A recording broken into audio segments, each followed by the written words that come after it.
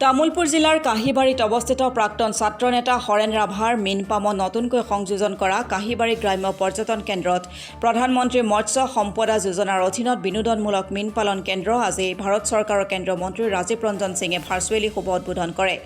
অসম চৰকাৰৰ মীন মন্ত্ৰী কেশৱ মহন্তইও ভাৰ্চুৱেলি অংশগ্ৰহণ কৰে। ৰাজ্যৰ মীন খণ্ডৰ উন্নয়নৰ সমান্তৰালভাৱে মীন পালন পামত গ্ৰাম্য পৰ্যটন উদ্যোগৰ বিকাশৰ বাবে এনে প্ৰচেষ্টা অব্যাহত ৰাখিছে বুলি কয় মন্ত্ৰীদ্বয়। শুভ উদ্বোধনী অনুষ্ঠানত কেন্দ্ৰীয় মন্ত্ৰীগৰাকীয়ে মৎস্যপালক হৰেন্দ্ৰ নাথ ৰাভাৰ সৈতেও বাৰ্তালাপ কৰে। ইপিনে কাহিবাৰী গ্ৰাম্য পৰ্যটন কেন্দ্ৰতো আজি এক অনুষ্ঠানৰ আয়োজন কৰে। স্থানীয় যুৱক যুৱতীসকলেও কেইবাটাও ৰাভা লোকনৃত্য পৰিৱেশন কৰি অনুষ্ঠানটো উপভোগ্য কৰি তোলে। আজিৰ এই অনুষ্ঠানত BTRৰ পৰ্যটন বিভাগৰ কাৰ্যবাহী সদস্য ধৰ্মনাৰায়ণ দাস, মীন বিভাগৰ OSD নীলু দাস, মীন বিষয়া গোবিন্দ বড়ো, তামুলপুৰ জিলা জ্যেষ্ঠ নাগৰিক মঞ্চৰ সভাপতি সুৰেন ৰাভাৰ লগতে কেইবাগৰাকীও বিশিষ্ট ব্যক্তি উপস্থিত থাকে।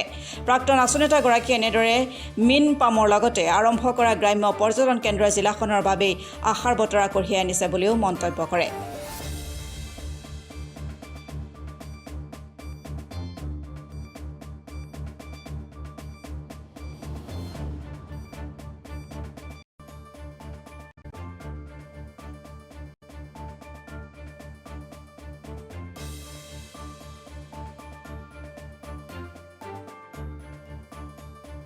তৰফৰ পৰা ফিচাৰী ডিপাৰ্টমেণ্টৰ আজি এটা ভাৰ্চুৱেল এটা অনুষ্ঠান আমাৰ নৰ্থ ইষ্টৰ আমাৰ তামুলপুৰৰ এই অঞ্চলত আজি আমাৰ ৰাভাদাৰ ইয়াতে অনুষ্ঠিত কৰিছে।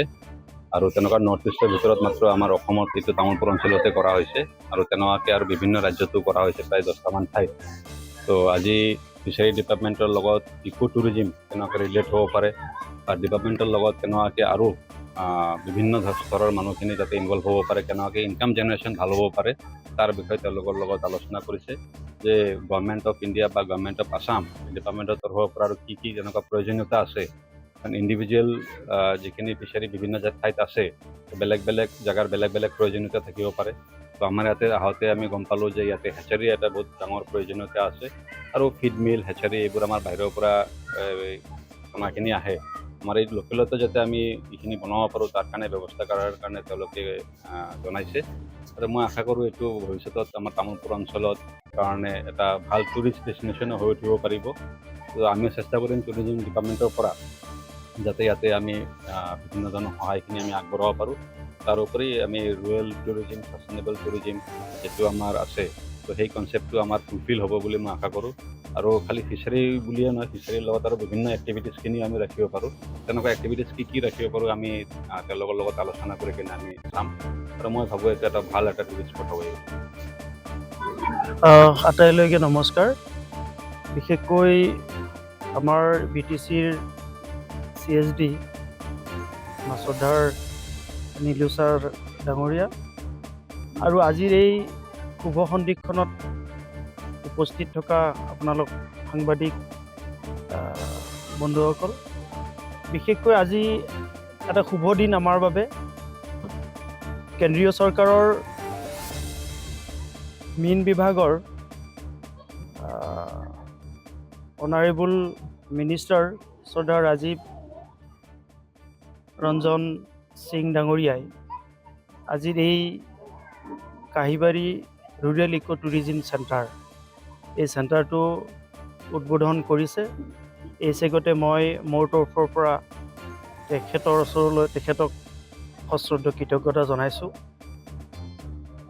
আৰু বিশেষকৈ আজিৰ এই অনুষ্ঠানটিৰ জৰিয়তে আমি প্ৰধানমন্ত্ৰী মৎস্য সম্পদ যোজনাৰ যিটো আঁচনি, এই আঁচনিটো 2021 আৰু 22 বৰ্ষত চৰকাৰী তৰফৰ পৰা কেন্দ্ৰীয় চৰকাৰ, ৰাজ্য চৰকাৰৰ ফালৰ পৰা আমি এই অনুদান পাবলৈ সক্ষম হৈছিলোঁ।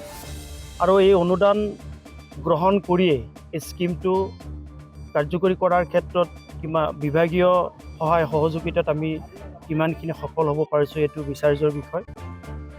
গতিকে মূল কথা হ'ল আজি এই অনুষ্ঠানটো আমি কেন্দ্ৰীয় চৰকাৰ আৰু ৰাজ্য চৰকাৰৰ তত্বাৱধানত এই অনুষ্ঠানটো আজি উদ্বোধনী হ'ল। গতিকে মূল লক্ষ্য যিটো কনচেপ্ট, সেই কনচেপ্টটো আমাৰ ছাৰে কথাখিনি কৈছে আপোনালোকক যে ৰিক্ৰিয়েশ্যন অফ ফিচাৰী ইষ্টাব্লিছমেণ্ট।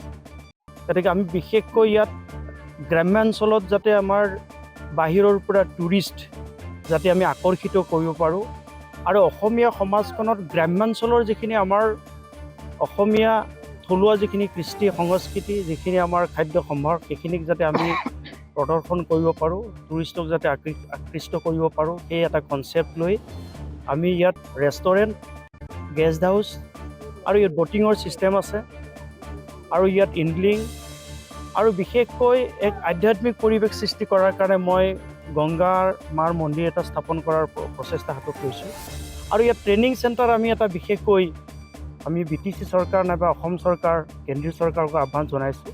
এই ভিতৰুৱা অঞ্চলত আমি আমাৰ কৃষক নাইবা মৎস্যজীৱী ৰাইজে ট্ৰেইনিং ল'বৰ কাৰণে সেই সুবিধাকণ আমাৰ হাতত নাই আৰু আমি বিশেষকৈ ব্যক্তিগতভাৱে নাইবা ডিপাৰ্টমেণ্টৰ সহযোগত আমি বাহিৰত ট্ৰেইনিং লোৱাৰ ব্যৱস্থা নিজে গৈছিলোঁ, অন্ধ্ৰপ্ৰদেশ নাইবা উৰিষ্যা, কলকাতা। আমি এনেকুৱা অনুষ্ঠানৰ লগত আমি জড়িত আছিলোঁ, কিন্তু প্ৰত্যেকে সেই অনুষ্ঠান ঢুকি পোৱাটো সম্ভৱপৰ নহয় নাইবা সেই সময়কণ প্ৰত্যেকে উলিয়াব নোৱাৰে।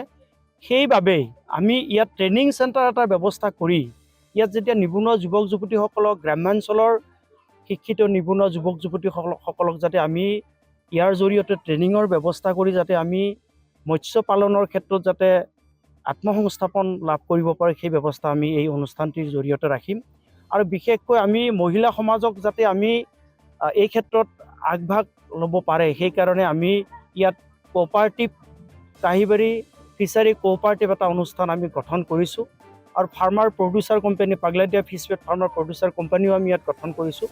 এই গোটেই সমিতি নাইবা কোম্পানীৰ লগত আমি কৃষক ৰাইজক জড়িত কৰাই যাতে কৃষক ৰাইজে যাতে এই চৰকাৰী যিখিনি সা সুবিধা সেইখিনিও যাতে উপলব্ধ হয় আৰু ব্যক্তিগতভাৱে এই অনুষ্ঠানটিৰ জৰিয়তে নাইবা আমাৰ চৰকাৰী যিখিনি সা সুবিধা সেইখিনি গ্ৰহণ কৰি নিজকে আত্মসংস্থাপন লভাৰ বাবে যাতে আগবাঢ়ি আহে সেই আহ্বান ৰাখিলোঁ। আৰু মেইন ছেক্টৰটো এনেকুৱা এটা বৃহৎ ছেক্টৰ, যিটো ছেক্টৰ আচলতে আমাৰ ডেকা চামে নাইবা উঠি অহা যুৱক চামে এইটো এটা মানে চাবলগীয়া বিষয়, যাতে এই ছেক্টৰটোত যথেষ্ট সম্ভাৱনা আছে সংস্থাপনৰ।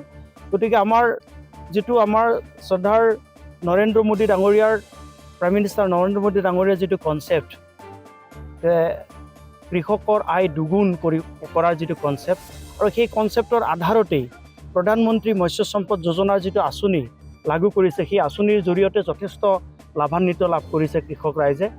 আৰু আমি আশা ৰাখিছোঁ যে এই অনুষ্ঠানটো, এই আঁচনিটো যাতে আৰু সৰ্বগ্ৰাহী আৰু সৰ্বব্যাপী যাতে এই আঁচনিটো গ্ৰহণ কৰে চৰকাৰে, কেন্দ্ৰীয় চৰকাৰ নাইবা ৰাজ্য চৰকাৰে, এই ক্ষেত্ৰত আমি আহ্বান ৰাখিছোঁ কৃষক ৰাইজ হিচাপে। আৰু আমি এই অনুষ্ঠানটিৰ জৰিয়তে আমাৰ যাতে উঠি অহা যুৱক যুৱতীসকলে যাতে ইয়াত সংস্থাপনৰ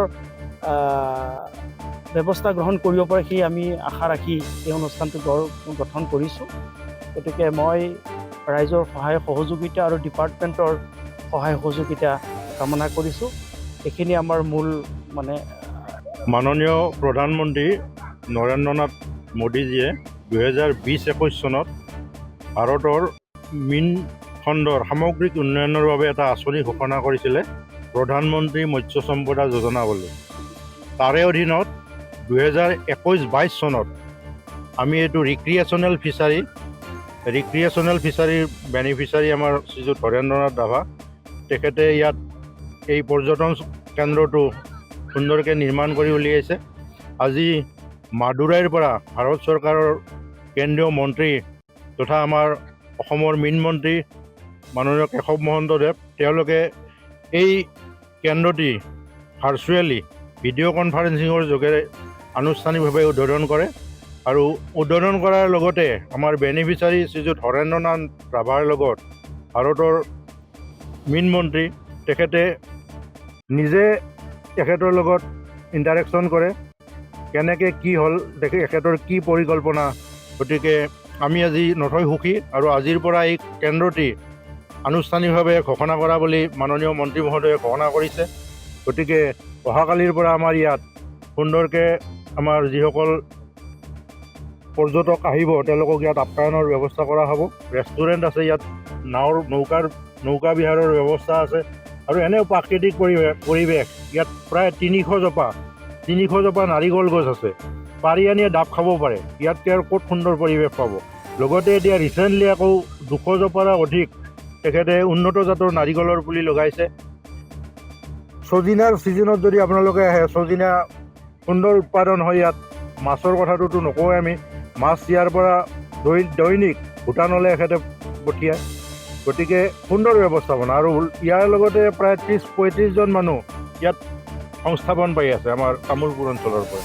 ল'বলৈ মানে আঁচনিখন লৈছে হয়, আৰু কৃষকসকলে কিদৰে সহায় এই আঁচনিটো আচলতে যদিও এইটো ইয়াত পৰ্যটন কেন্দ্ৰ ৰিক্ৰিয়েশ্যনেল ফিচাৰী নিৰ্মাণ কৰিছে, প্ৰধানমন্ত্ৰী মৎস্য সম্পদা যোজনা যিটো আঁচনি, তাৰে অধীনত বহুতকেইটা কম্পনেণ্ট আছে। নতুন পুখুৰী খন্দা, ৰেয়াৰিং টেংক খন্দা, ইকো হেচাৰী য'ত মাছ পোনাৰ উৎপাদন কৰে, অৰ্নামেণ্টেল ফিচাৰীৰ ওপৰত, বায়'ফ্লকৰ ওপৰত। আপোনালোকে ইয়াতে যদি ওচৰতে আছে কেকেৰিগুচিত দীপজ্যোতি বড়ো বুলি, তেখেতে কৰি আছে, বায়'ফ্লক কালচাৰ কৰি আছে।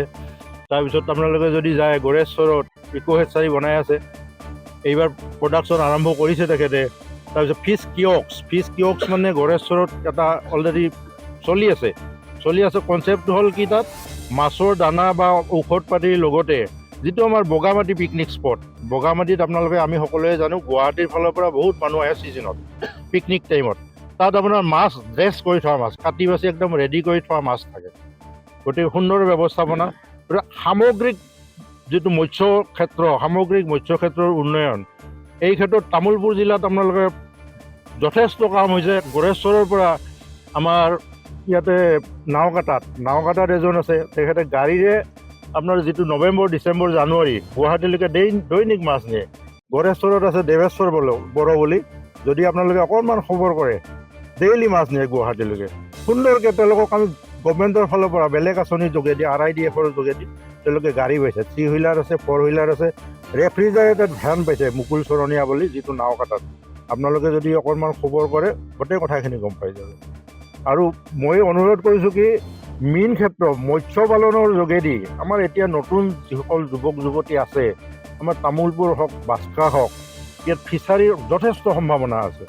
খালি আমি মানে কি কৰিব লাগে কাৰণে কৰোঁ, চাইণ্টিফিকেলি যদি কৰোঁ, অলপমান যদি চাইণ্টিফিকেলি কৰোঁ, ইনভেষ্ট কৰিব লাগিব, দানা দিব লাগিব নিয়মমতে, মাছ পোনা দিয়াৰ এটা হিচাপ আছে, সেইখিনি যদি আমাৰ লগতো যোগাযোগ কৰে, আমি সুন্দৰকৈ তেওঁলোকক, যিসকলে আমাৰ লগত যোগাযোগ কৰি মীন পালন কৰি আছে, তেওঁলোকক যদি আপোনালোকে চায়, তেওঁলোকৰ অৰ্থনৈতিক অৱস্থা যদি চায়, তেতিয়াহ'লে বাকীসকলৰ নিশ্চয়কৈ আগুৱাই আহিব। আৰু এইখিনি মই আপোনালোকৰ জৰিয়তে যদি প্ৰচাৰ হয় নথৈ সুখী হ'ম। ধন্যবাদ।